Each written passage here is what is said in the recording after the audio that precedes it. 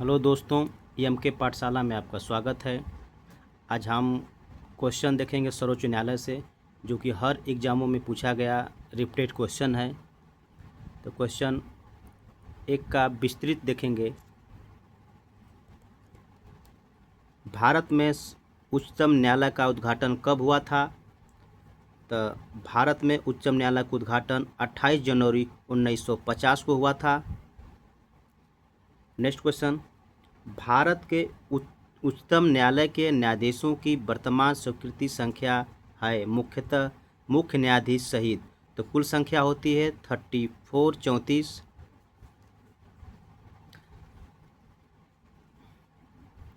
अगला क्वेश्चन पर चलेंगे। भारत के सर्वोच्च न्यायालय की स्थापना हुई थी? तो भारतीय संविधान के द्वारा 26 जनवरी 1950 को भारत सर्वोच्च न्यायालय की स्थापना हुई थी। इसमें नेक्स्ट क्वेश्चन में सही कथन है। इसमें सभी सही कथन दिया गया है। सर्वोच्च न्यायालय का गठन 1950 में हुआ था। सर्वोच्च न्यायालय देश की उच्चतम अदालत है जिसमें अपील की जाती है। सर्वोच्च न्यायालय कोर्ट मार्शल के साथ अन्य किसी भी उच्च न्यायालय या अदालतों की सुनवाई कर सकता है।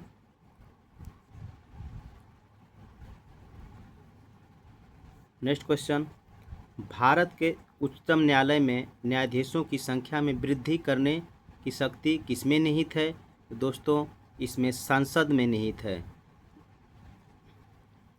नेक्स्ट क्वेश्चन देखेंगे, भारतीय सर्वोच्च न्यायालय में न्यायाधीशों की नियुक्ति कौन करता है? तो भारत के सर्वोच्च न्यायालय में न्यायाधीशों की नियुक्ति भारत का राष्ट्रपति करता है। अगला क्वेश्चन पर चलेंगे।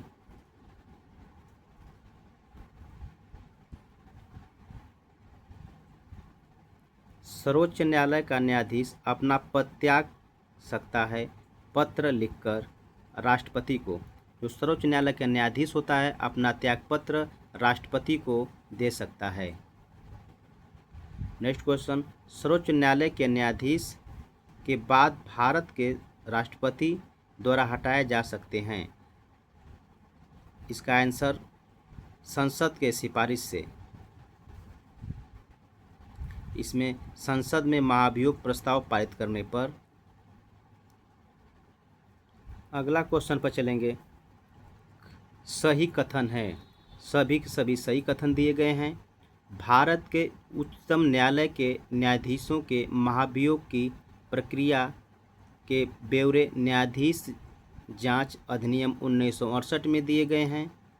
दूसरा, यदि किसी न्यायाधीश के महाभियोग के प्रस्ताव को मतदान हेतु लिखा जाता है तो विधि द्वारा अपेक्षित है कि यह प्रस्ताव संसद के प्रत्येक सदन द्वारा समर्थित हो और उस सदन की कुल सदस्य संख्या के बहुमत द्वारा तथा कुल उपस्थिति और मत के देने वाले सदस्यों के कम से कम 2/3 द्वारा समर्थित हो।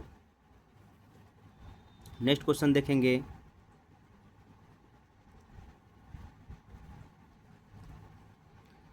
सर्वोच्च न्यायालय में सेवानिवृत्ति की आयु होती है 65 वर्ष होती है। उच्चतम न्यायालय के न्यायाधीशों का वेतन निर्धारित किया जाता है संसद के द्वारा। भारत के उच्चतम न्यायालय की स्वायत्तता की रक्षा हेतु प्रावधान है। उच्च न्यायालय के न्यायाधीशों की नियुक्ति करते समय भारत के राष्ट्रपति को भारत के मुख्य न्यायाधीश से विचार विमर्श करना पड़ता है।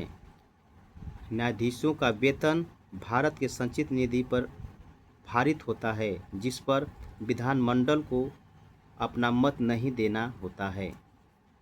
नेक्स्ट क्वेश्चन पर चलेंगे।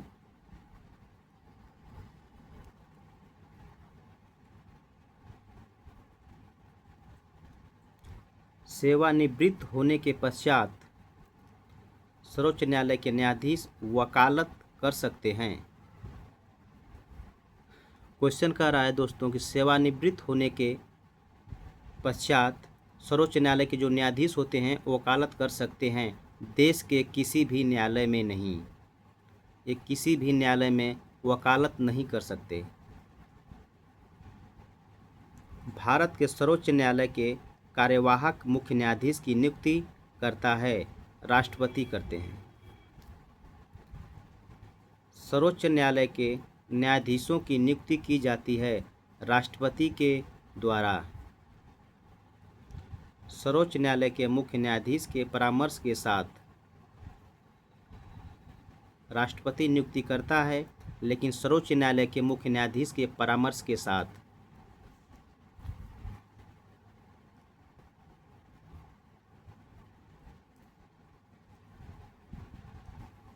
अगला क्वेश्चन पर चलेंगे।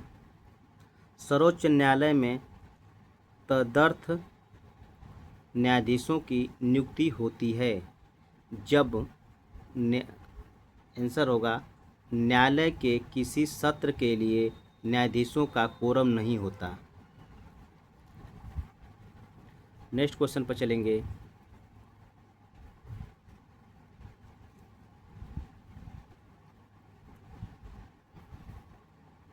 भारतीय संविधान में तदर्थ न्यायाधीशों की नियुक्ति का प्रावधान है सर्वोच्च न्यायालय में। सर्वोच्च न्यायालय ने मुख्य न्यायाधीशों की नियुक्ति के लिए कोलेजियम व्यवस्था को अपनाया था 1993 में।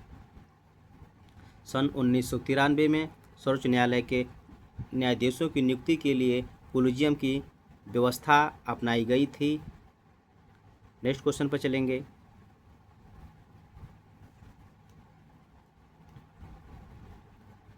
सर्वोच्च न्यायालय के उस मंडल में जो सर्वोच्च न्यायालय में जजों की नियुक्ति की अनुशंसा से संबंधित है, में सर्वोच्च न्यायालय के मुख्य न्यायाधीश के अतिरिक्त कुछ अन्य वरिष्ठ न्यायाधीश होते हैं।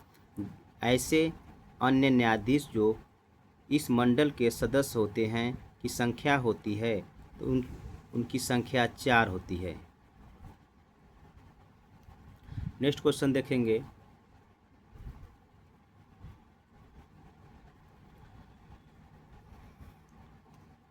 उच्चतम न्यायालय में संविधान के निर्वाचन से संबंधित मामले की सुनवाई करने के लिए न्यायाधीशों की संख्या कम से कम होनी चाहिए।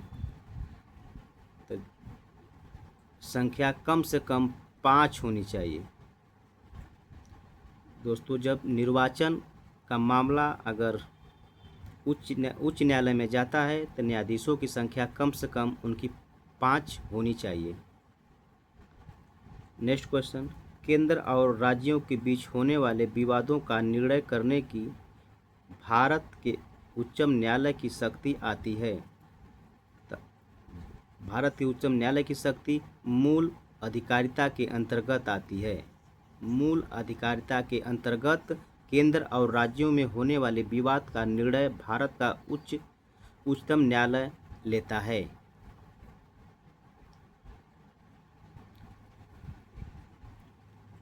एक क्वेश्चन यहीं पर समाप्त होते हैं।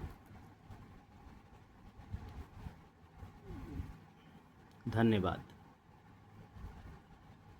दोस्तों, जितने भी क्वेश्चन हम लोग यहाँ देखे हैं, ये क्वेश्चन रिपीटेड क्वेश्चन है जो कि हर एग्ज़ामों में आए हुए क्वेश्चन है। तो इस क्वेश्चन को आप लोग ध्यान से देखिएगा और वीडियो को अधिक से अधिक लाइक और सब्सक्राइब करिएगा। धन्यवाद।